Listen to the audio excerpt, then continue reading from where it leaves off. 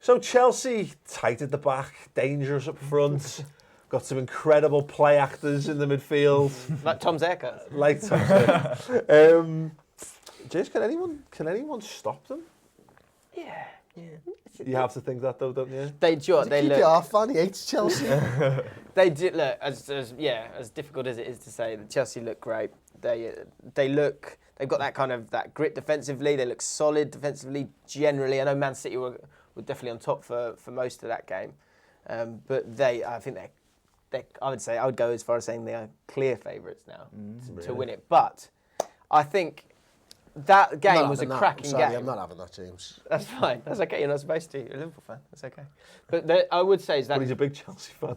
Oh, yeah, they'd be like my second team. Are they? I wouldn't have thought that. One thing I would say is that Man City, it could have been a completely different thing. Yeah. But what I would say is that the way that Guardiola wants to play, he hasn't got the players to do it yet, and I think that's why they might fall a little short, but hopefully Man City will still win it. Can I flip this on you, right? Do you think Guardiola's tinkering too much with the side? Do you think that's... and if you do, is that because of the league being much more difficult than it was in Spain, where you could get away with tinkering, or in Germany where you could get away with tinkering? I think he's so forward-thinking that... like he was 3 against 3, wasn't it? He went 3-4-3 against him, yeah. And what he's also really positive about his team's capabilities and their ability to control a game.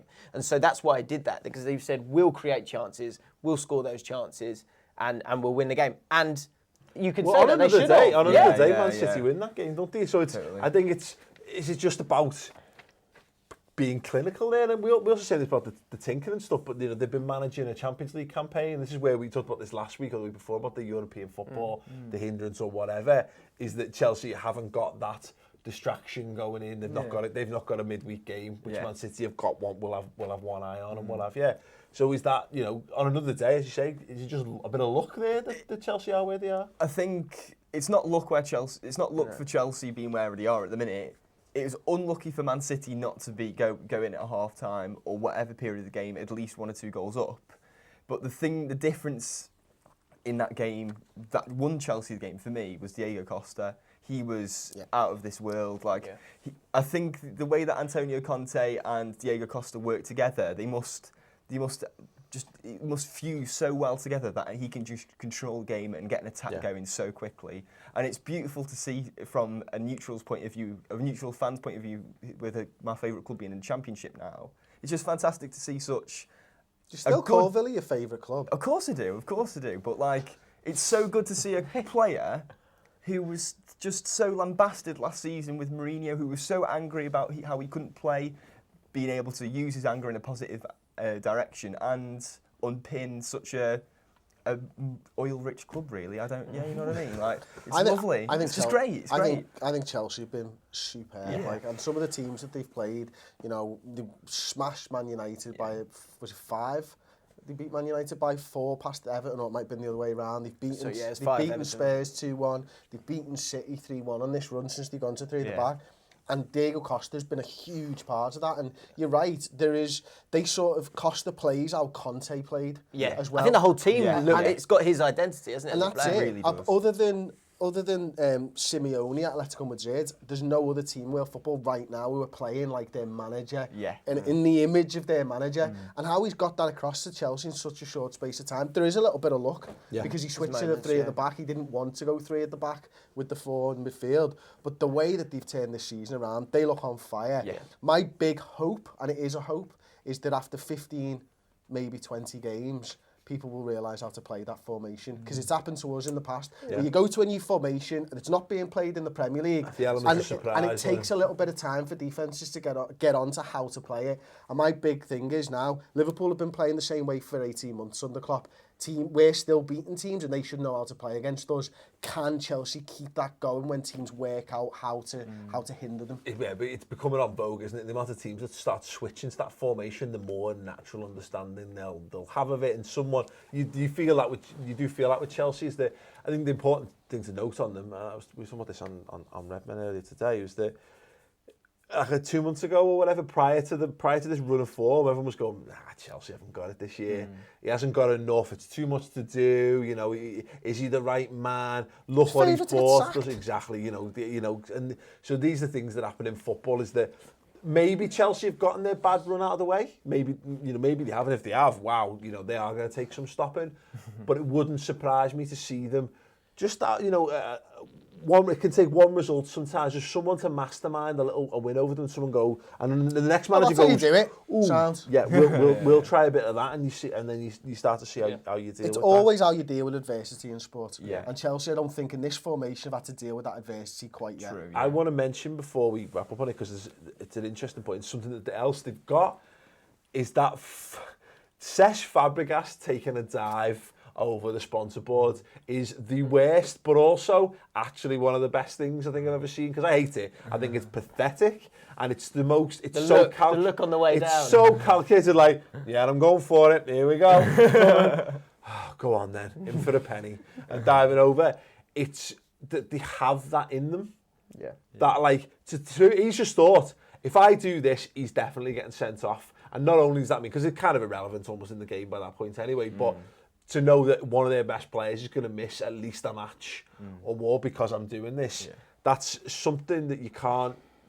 It's a winning mentality, isn't it? It's a winning mentality. Yeah, I'm not having that. I don't think you can I think the rest of them have got the winning mentality. I think they've got a formation that means that they're not, unless a team plays like City plays, they're not going to get overrun because they'll have enough guys back.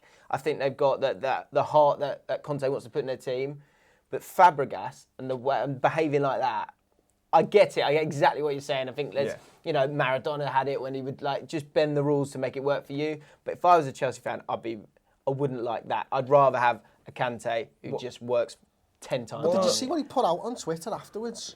And wow, forgot what this feeling was like. It's great to be back in this. And he's like, you snide little fucker. You know what I mean? You're like some kind of Death Eater and Voldemort, fucking Mourinho, and you've taken his fucking dark heart, and then you've thrown yourself over a barrier to get a man sent off. That's a joke. And if I played with him, imagine the stress that Fernandinho was going under after what's been going on in Brazil with the plane crash. The stress that he's under, and you've fucking taken advantage of him.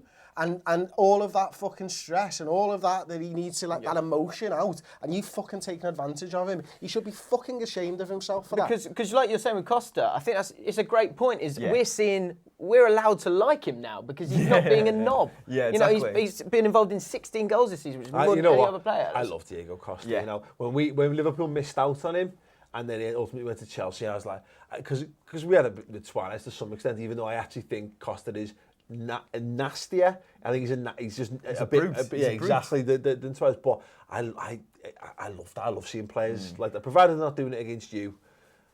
He's a cracking centre forward. Yeah, he is a cracking centre forward, no doubt. But there's something that could cost them the title, is that they are very reliant on him and on Hazard. I think if they lost either of those two, I know every team's got that, but that we're in it right now. Exactly, that's it. So there are those ups and downs, and if they lose those two, I think, if you think, say, Arsenal and the players they lose sometimes, they've still got a lot of quality to come in. I'm not sure Chelsea got the same. I think a wider point to look at that Sky Sports and a lot of other people overlook, because it seems like it's a contractual obligation to hate David Luiz.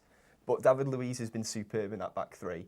From a ball playing point of view, he has been that defence doesn't work if it's Cahill, Terry, and if it's Cahill, Terry, or whatever his name is. If it's Cahill, Terry, and Zuma, that defence doesn't work. But because David Luiz is in there and he's so kind of unnaturally a centre back, he can pop balls over and bypass the midfield and bypass formation. And he's covered a little bit by the other two. Is he playing in the middle of the three? He's playing in the middle of three, and you see him bring the ball out so many times. And I think I saw in the Man City Chelsea game try that long ball over to Costa, bypassing that midfield about 3, 4, 5 times.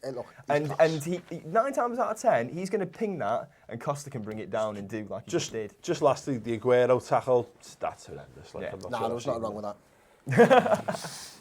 It's bad, but we were saying off camera, I quite enjoyed the whole thing. It was nice to see two teams going, all right, these two are having it, then I've got to get my guy. I quite like it. So man falls over advertising hoardings, James doesn't get it. No, but it's standard. Man leaps 2 foot off the ground to double foot. That's not what I'm saying. Studs up tackle someone. No, that is Love it. disgraceful. Yeah. The tackle is disgraceful. Absolutely. Sorry, the bit after that. Everyone looking after their team. I don't think we see that much anymore. I think what that tackle showed was like how Man City have uncharacteristically not taken the hold of the game with the chances they've had, and Aguero's just been like, you know what, just sod this. Fuck it. I'm going in. It's like, fucking stupid by him though, isn't it? At the end of the totally. day, he is by far and away their best player, Manchester City. They are not the same footballing side. Just without shoulder him. barge him.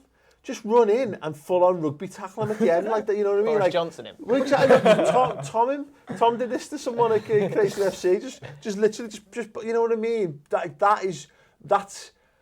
That's a career ender. You know what I mean? So Like, he's missing 4 games. Fernandinho, who's a crucial part of the team defensive as well, he's going to miss games. So that is a lack of professionalism, and it could cost them. Well, exactly, and that'd be interesting to see how that pans out. And it should be 5 games anyway. It should be 5 games. 5 games. But there you go. Let's know your thoughts on Chelsea. Can they be stopped, and if so, how? Thoughts on the Fabregas thing? Is it a heinous act? Please do let me know in the comments below as well. And thoughts on Aguero? Should it be a 5-game ban? Should be a 5-game ban minimum. Paul, I can't believe not one of us said he's not that type of a player, though, is he? He is that type of. He's a nasty little bastard. He's done it to Louise before, hasn't he? Which is the most hilarious thing about it. Like, no, I am. But he's got a cherub face, so it's all forgiven. And he's married to Maradona's daughter or something. So he must be nice. nice. He's got a kid, so he's because it's such a lovely family. Yeah. Just a wholesome family, aren't they? Christmas dinner's just incredible. Just people sitting around praying and eating well-cooked food. It's a possibility. But no, there's loads of things to discuss there, and please do, by all means, use the comment section underneath. Tom, can I stop filling? No, I'm saying stop. That means carry on. That means stop. Or that, yes. Anyway, there you go. Subscribe.